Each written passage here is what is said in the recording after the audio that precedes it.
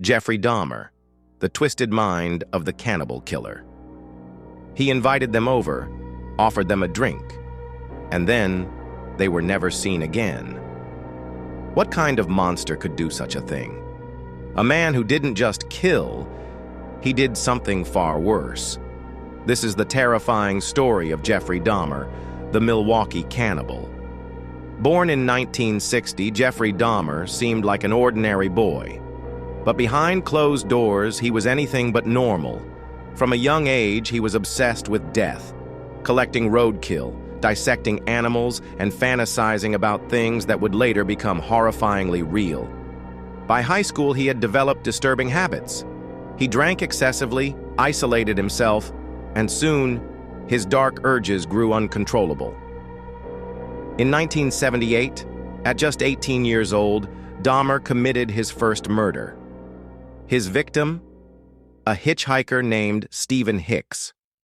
After luring him home with promises of alcohol, Dahmer bludgeoned him with a dumbbell, dismembered his body, and disposed of the remains like trash. But this was only the beginning. For over a decade, Dahmer perfected his methods. He targeted young men, often from marginalized communities, luring them in with promises of money, drinks, or photography sessions. He didn't just kill them. He experimented on them, performing gruesome acts in his attempt to create human zombies. The horror inside his apartment was unimaginable. Jeffery Dahmer killed 17 young men between 1978 and 1991. 12 were killed in his North 25th Street apartment. 3 victims were murdered and dismembered at his grandmother's West Allis residence. His first and second victims were murdered at his parents' home in Ohio and at the Ambassador Hotel in Milwaukee, respectively. A total of 14 of Dahmer's victims were from various ethnic minority backgrounds, with 9 victims being black. Dahmer was adamant that the race of his victims was incidental to him and that it was the body form of a potential victim that attracted his attention.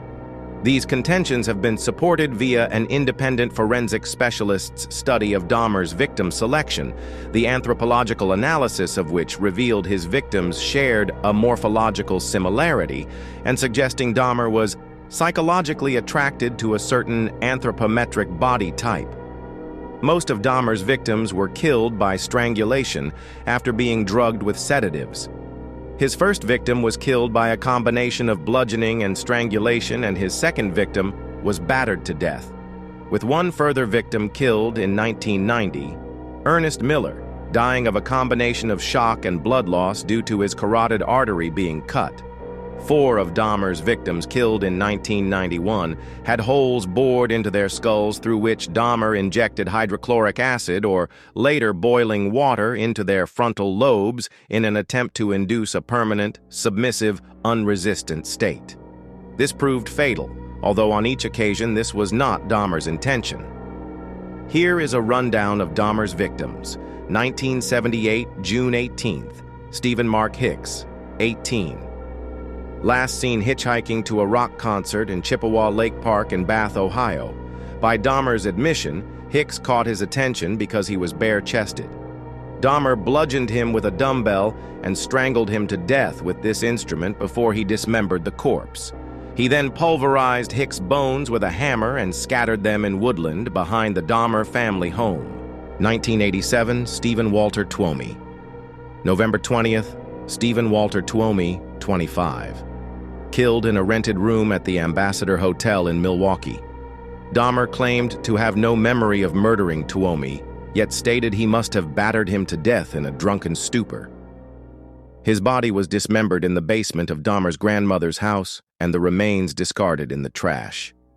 No remains were ever found. 1988, January 16th, James Edward Doxtator, 14. Dahmer met him outside a gay bar in Wisconsin and lured him to West Allis on the pretext of paying him $50 to pose for nude pictures. Dahmer strangled Doxtator and kept his body in the basement for a week before dismembering him and discarding the remains in the trash. March 24th, Richard Guerrero, 22. Drugged and strangled in Dahmer's bedroom at West Allis. Dahmer dismembered Guerrero's corpse in the basement, dissolved the flesh in acid, and disposed of the bones in the trash. He bleached and retained the skull for several months before disposing of it. No remains were ever found. 1989. March 25th. Anthony Lee Sears, 24. Sears was the last victim whom Dahmer drugged and strangled at his grandmother's residence. He was also the first victim from whom Dahmer permanently retained any body parts. His preserved skull and genitals were found in a filing cabinet at 924 North 25th Street, following Dahmer's arrest in 1991. 1990, May 20th, Raymond Lamont Smith, known as Ricky Beeks, 32, the first victim to be killed at Dahmer's North 25th Street apartment. Smith was a male sex worker whom Dahmer encountered at a tavern. Dahmer gave Smith a drink laced with sleeping pills, then strangled him on his kitchen floor. His skull was spray-painted and retained.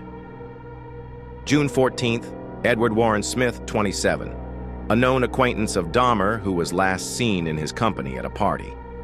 Dahmer acidified Smith's skeleton. His skull was destroyed unintentionally when placed in the oven in an effort to remove moisture. No remains were ever found. September 2nd, Ernest Marquez Miller, 22. Miller was a dance student whom Dahmer encountered outside a bookstore. According to Dahmer, he was especially attracted to Miller's physique.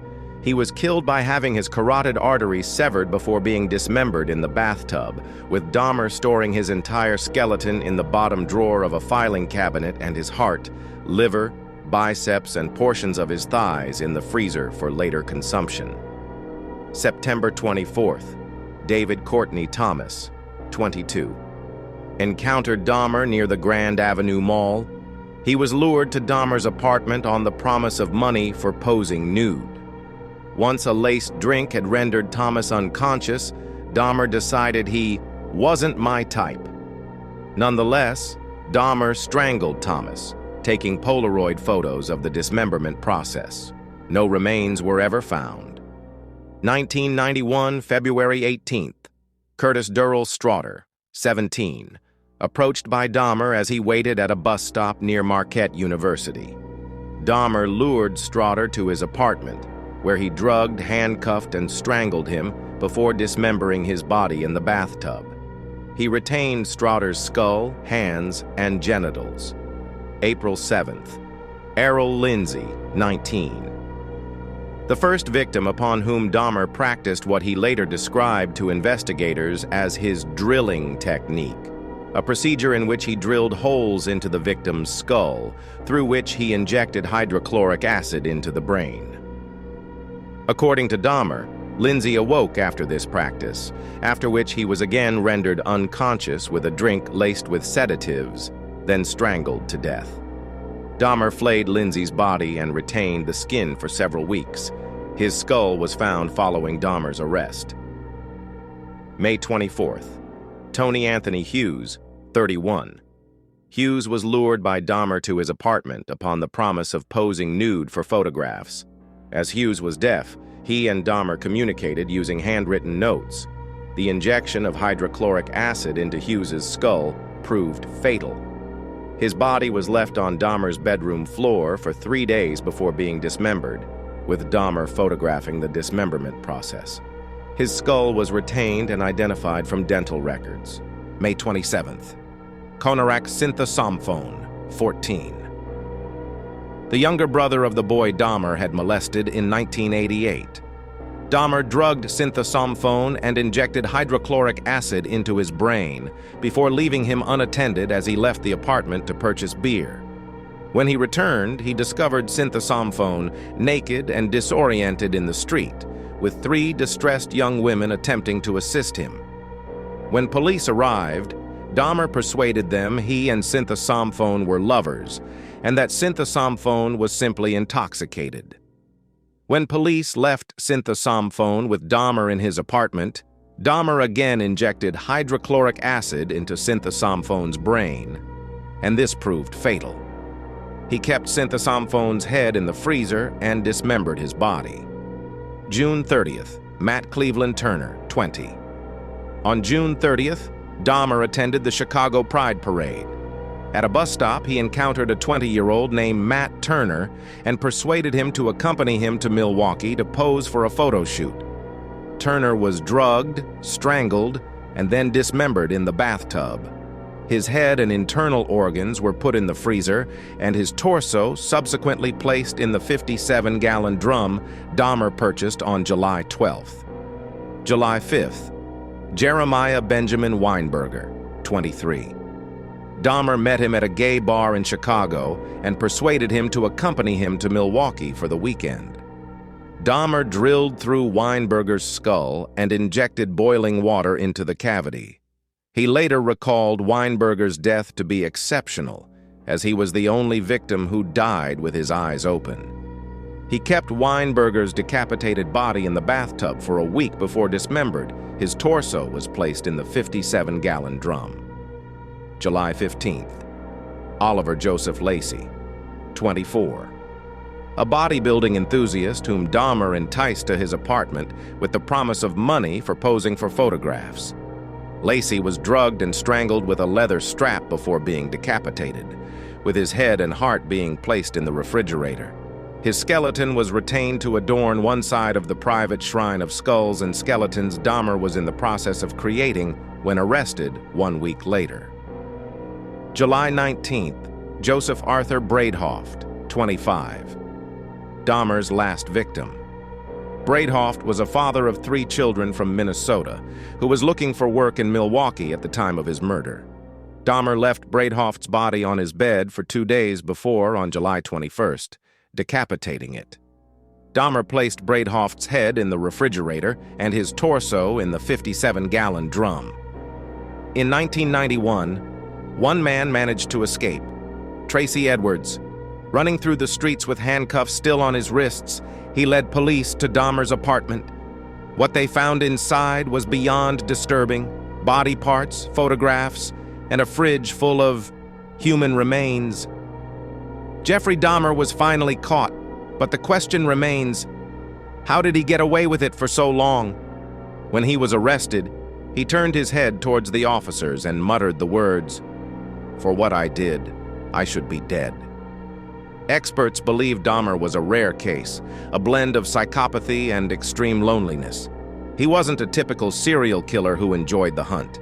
Instead, he wanted complete control, even over death itself. In 1994, Dahmer was killed in prison by another inmate. Some say justice was served. Others say he got off too easily. What do you think? Did Jeffrey Dahmer deserve a worse fate? Let us know in the comments below.